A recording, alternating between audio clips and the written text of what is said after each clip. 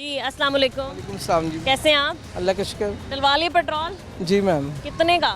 180 का 180। आपने तो 1 लीटर भी नहीं डलवाया। मैम, कैपेसिटी विद इन दी।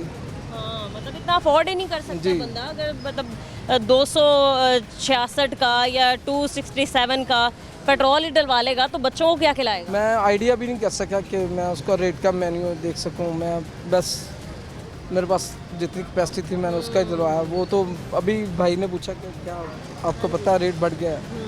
मैंने कहा आई आपको डोंट नहीं पता था? नहीं तो कल रात को 8 रुपए 36 पैसे पेट्रोल महंगा हुआ है, इसके अलावा 10 रुपए डीजल महंगा हुआ है। मैम, ये इस तरह की काफ़ी चीज़ें हैं जो इंसान की लाइफ में हैं, जो बढ़ रही हैं। जी। बस इंसान की लाइफ कम हो रही है, चीज़ें और महंगाई ये तो बोझ नहीं डल रहा आवाम पे? जी बहुत ज़्यादा मैम। बस अल्लाह से दुआ है कि अल्लाह ताला रहम करे।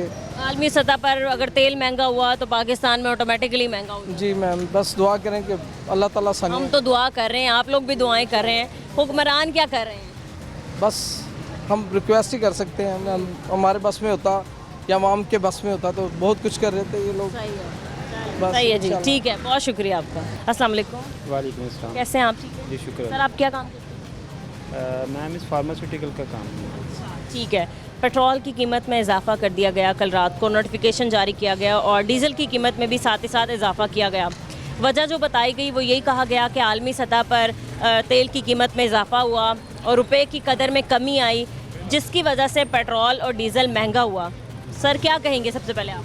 मिस, इसमें सबसे पहले जब जो कि हम शुरू में अपनी इकोनॉमी के रूल्स को यहाँ फॉलो करते हैं उसमें हम ये समझते रहे हैं कि जी आलमी मंडी के साथ ये चीज़ें डायरेक्टली प्रोपोर्शनेट है कि जी आलमी मंडी में तेल महंगा होता है तो पाकिस्तान में या इंडो पाक में भी महंगा हो जाता है। लेकिन ये अब फर्स्ट टाइम हम देखने में आ रहे हैं कि आलमी मंडी में पेट्रोल की कीमत डाउन हो रही है और हमारे यहाँ पे इंक्रीज़ हो रही है।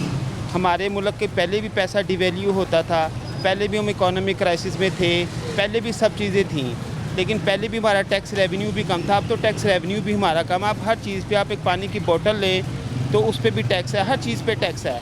छोटे पानी की बोतल 100 रुपए की आ जाती जी 100 रुपये की बोतल आ जाती है। अब हम इसमें क्या कह सकते हैं? ये चीज़ें हमारी सब ऐसे हैं कि जैसे हमारे लिए ऑक्सीजन ज़रूरी है वैसे ही हमारे लिए ये फ्यूलिंग और ये सब चीज़ें ज़रूरी है। है। तो इसके अलावा हमारे शहरियों पर इतने बोझ हैं, बिजली के बिलों के बोझ, ठीक है, बच्चों की फीसेस के बोझ, घर के अखराजात इतने हैं, फिर ऊपर से आप लोग इतने चलान कर रहे हैं, वो भी बोझ अवाम पे है। जब बोझ डालेंगे तो इतना तो बोझ इंसान नहीं बर्दाश्त कर सकता।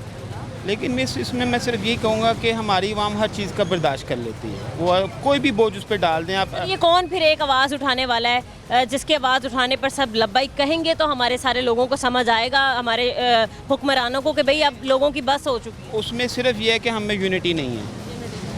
हम में यूनिटी ने आप देखना है तो आप श्रीलंका में देखें, आप बांग्लादेश में देखें, छोटी छोटी स्ट्राइक्स उन लोगों ने अपने टारगेट हासिल कर लिया है। हम में यूनिटी नहीं है। और पाकिस्तान का उन्होंने ये हाल कर दिया कि अभी हम सुबह दोस्त कुलीग बात कर रहे थे कि हमारा मजदूर तबका सिर्फ हमको सिर्फ वो असम्बली के बिलों में नज़र आता है 37,000 सैलरी वाला। अदरवाइज़ आप अभी यहाँ पे सड़क पे किसी का इंटरव्यू करें, अब जो है वो 40,000 की गई, मिली किसी को भी मिली किसी को भी नहीं। अगर एक मजदूर जो भाई सड़क पे बैठा है अगर उसकी 2 दिहाड़ियाँ ना लगे तो वो वैसे ही अपने बच्चों का पेट पालेगा, क्या करेगा? वो फिर हर चीज़ को बर्दाश्त करता है, वो हर चीज़ को बर्दाश्त करता है। वो पेट्रोल के भी आपके एक्स्ट्रा वैल्यूज़ को भी बर्दाश्त करता है, वो हेलमेट के चलान्स को या किसी किस्म की भी वायलेशन को वो हर चीज़ें अफोर्ड करता है। उसके पीछे सिर्फ यही रीज़न है कि वो अपनी दिहाड़ी छोड़ नहीं सकता इस चीज़ की। ठीक है सर, बहुत शुक्रिया आपका, थैंक यू।